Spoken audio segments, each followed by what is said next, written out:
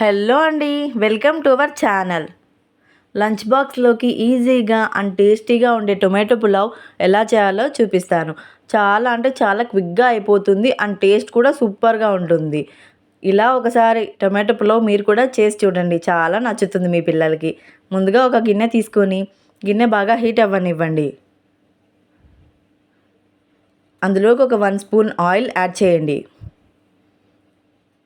Oil అంతా బాగా heat అయిన తర్వాత చెక్క లవంగాలు కూడా యాడ్ చేసుకోండి. అవి బాగా ఫ్రై అయ్యాక మనం చిన్న చిన్నగా కట్ చేసి పెట్టుకున్న ఆనియన్స్, అలాగే 2 పచ్చిమిర్చి చీలికలు యాడ్ చేసుకోండి. స్పూన్తో బాగా ఫ్రై అవ్వనివ్వండి.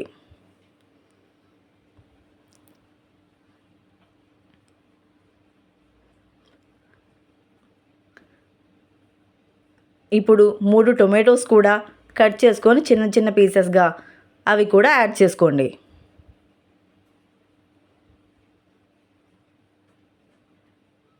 స్పూన్తో బాగా మిక్స్ చేస్తూ మంచిగా మగ్గనివ్వండి. ఇప్పుడు నేను చూపించే క్వాంటిటీ ఒక పర్సన్కి బాగా సరిపోతుంది.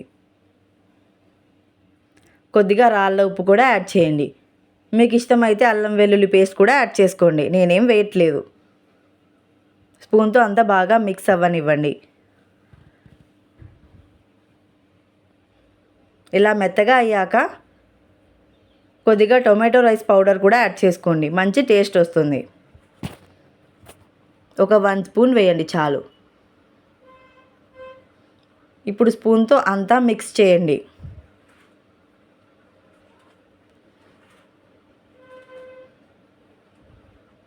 ఇప్పుడు ఒక గ్లాస్ బియ్యానికి 2 గ్లాసుల వాటర్ పోసి స్టవ్ని హై ఫ్లేమ్లో పెట్టుకొని బాగా మరగనివ్వండి ఈ నీళ్ళని.